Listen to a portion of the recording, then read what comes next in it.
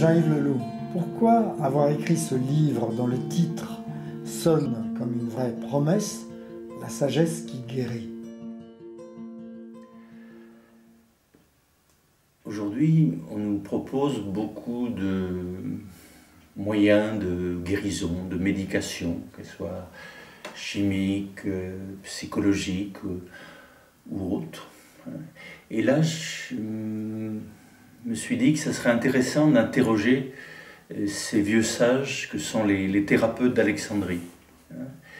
Et quelle était leur pratique, leur méthode de soins, parce qu'ils tiennent ensemble à la fois la sagesse de la Bible et puis la sagesse des grands philosophes de l'Antiquité. C'est vraiment la rencontre du monde grec et du monde sémite.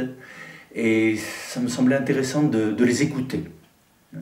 Donc non seulement les écouter, mais aussi retrouver leur qualité d'écoute et d'attention. Parce que les uns comme les autres, que ce soit les prophètes ou les sages, sont des hommes et des femmes à l'écoute de leur être essentiel, ou de leur être intérieur, quel que soit le nom qu'on lui donne, de ce réel infini.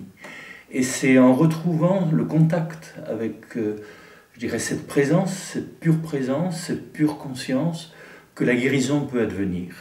La guérison, elle commence à partir de ce lieu de nous-mêmes qui va bien, qui respire au large. Vous savez que le mot yesha en hébreu, qui veut dire être sauvé, ça veut dire aussi respirer au large.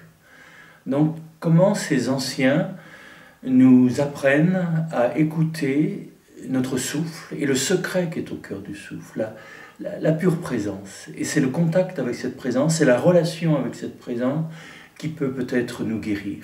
Une vie qui n'a pas de sens, c'est une vie qui n'a pas de centre. Donc, quel est le chemin par lequel nous retrouvons notre centre? Plus moi que moi-même, et en même temps tout autre que moi-même. Il y a en moi plus intelligent que moi. Et c'est ce qui peut guérir de sa lumière ma petite intelligence, bornée et quelquefois en colère. Il y a en moi plus aimant que moi. Et c'est ce qui peut peut-être guérir toutes ces blessures, toutes ces peurs qui habitent le cœur et empêchent la générosité et la compassion.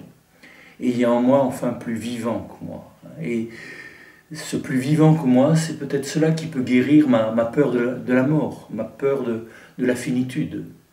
Donc il y a en chacun de nous, quelle que soit notre race, notre tradition, notre culture, notre religion, il y a une sagesse qui guérit.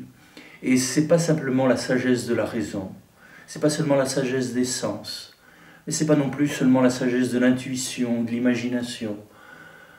C'est une sagesse qui rassemble et qui intègre toutes ces lumières dont nous avons besoin pour voir clair. Plutôt que d'une philosophie des lumières, nous avons besoin aujourd'hui, je crois, d'une sagesse des lumières, de la lumière, de la pure conscience. Et c'est cette sagesse qui peut nous guérir.